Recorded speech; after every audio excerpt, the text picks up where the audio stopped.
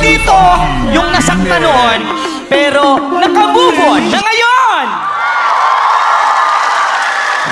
Te, kung makapagsabi kang nakamove on ka na, masyado kang seryoso. Eh, hindi naman pala naging kayo.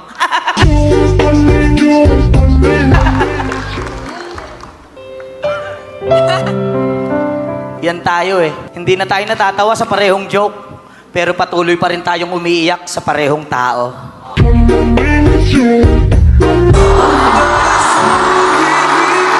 Para kayong si Vice, mahuhulog ka na naman sa isang tao na akala mo'y nanliligaw.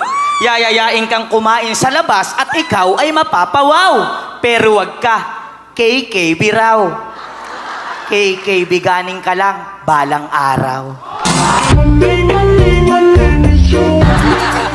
Sa mga babae at Becky, na wala pang kasintahan, mag-ingat kayo dyan sa pagpili ng kasintahan sapagkat sa panahon ngayon ay iba na ang kalakaran, gadget na ang iniingatan, at puso na ang pinaglalaruan.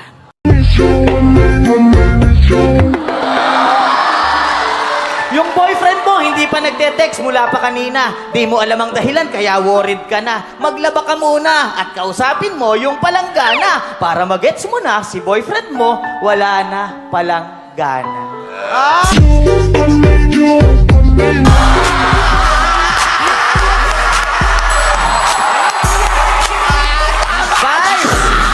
Vice ganda, meron akong bagay na dito ay inilagay na pag aking daladala, ikaw ang aking naaalala.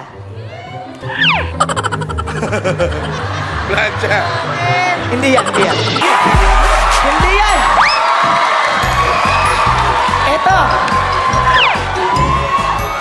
Tama na! Vice, pinanood mo ako dating mag-basketball doon sa plaza. Napansin kitang may dalang pom-poms, nag-cheer ka sa gilid na mag-isa. Pero nagalit ka sa akin nang hindi ako mag-shoot dahil puro ako pasa. At least ako, puro pasa. Di tulad ng mga minahal mo, puro paasa.